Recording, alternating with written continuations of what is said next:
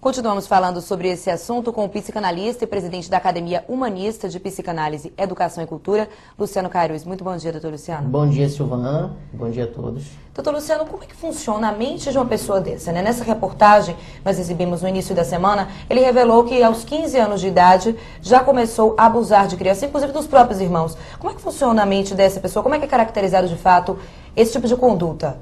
Bom, Silvana, a Organização Mundial de Saúde, ela define simultaneamente a pedofilia como sendo um distúrbio psíquico, um desvio sexual e uma doença, né?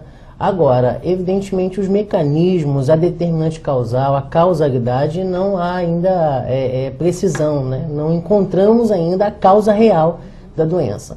Agora, esse tipo de distúrbio costuma ocorrer no início da adolescência, embora seja muito raro identificarmos um adolescente com este sintoma, mas costuma acontecer na adolescência. Como foi o caso do Diogo, com 15 anos? Como foi o caso do Diogo, evidentemente. Agora, de acordo com a sua experiência, doutor, está tratando pacientes nessa situação, também estudando sobre isso. Sim. Como é que funciona a mente de uma pessoa como essa? Porque ele disse, inclusive, que procurou tratamento, que ele queria dizer que era uma doença, mas que não poderia dizer. Então, como é que funciona, como é que fica a mente dessa pessoa? Bom, segundo os manuais de distúrbios de comportamento, a pedofilia ela é classificada na categoria das parafilias, né? O que seria parafilia? Seria anseios, fantasias ou comportamentos sexuais recorrentes e intensos, né, que, digamos, causa determinada dor, digamos, uma dor clinicamente significativa e acaba afetando o desenvolvimento social. A mente dessa pessoa, ela funciona de uma forma compulsiva, né? Digamos, a mente do pedófilo, ela tem um requinte digamos, de uma psicose, né? Seria uma espécie de psicose.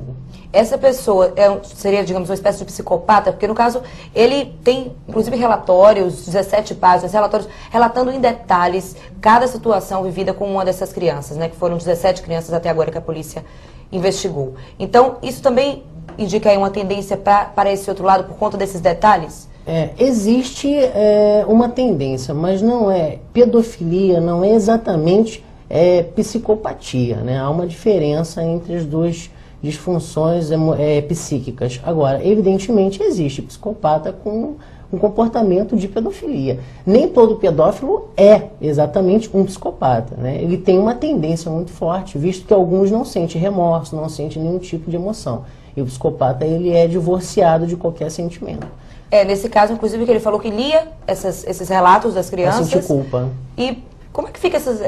a mente humana é difícil da gente entender isso, né? É uma complexidade muito grande no comportamento humano, Silvana. Realmente é muito difícil julgar um caso desse. É uma doença? É uma doença. É um distúrbio psíquico, evidentemente. É um comportamento sexual incomum que entra no quadro das parafilias. Agora, uma pessoa dessa, um indivíduo desse, ele deve ser com certeza punido. Agora, essa punição ela deve ser acompanhada de um tratamento, sem dúvida nenhuma. Agora, é uma doença.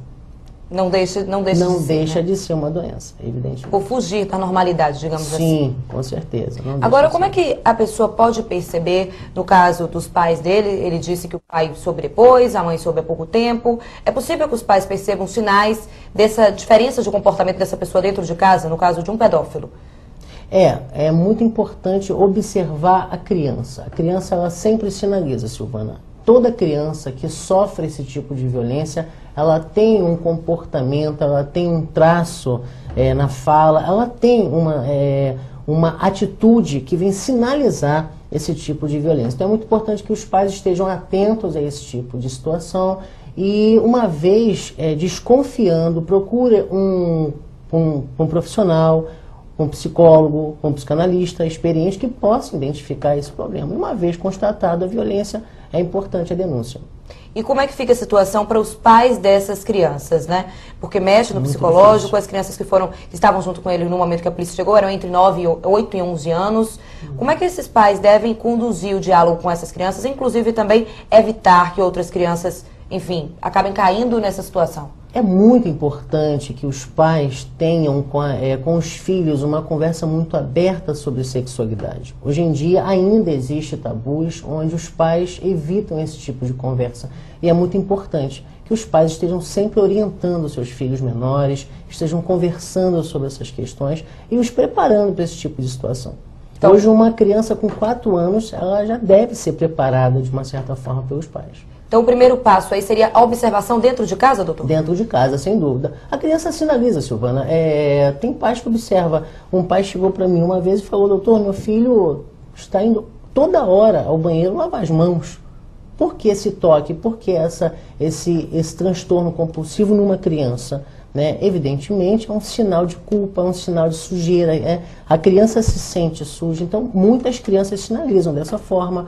Existe também a depressão infantil, produto dessa violência. A criança se mostra isolada, quietinha, sem querer se sociabilizar com outras crianças, sem querer brincar. Então, tudo isso pode ser um sinal, né, de abuso sexual.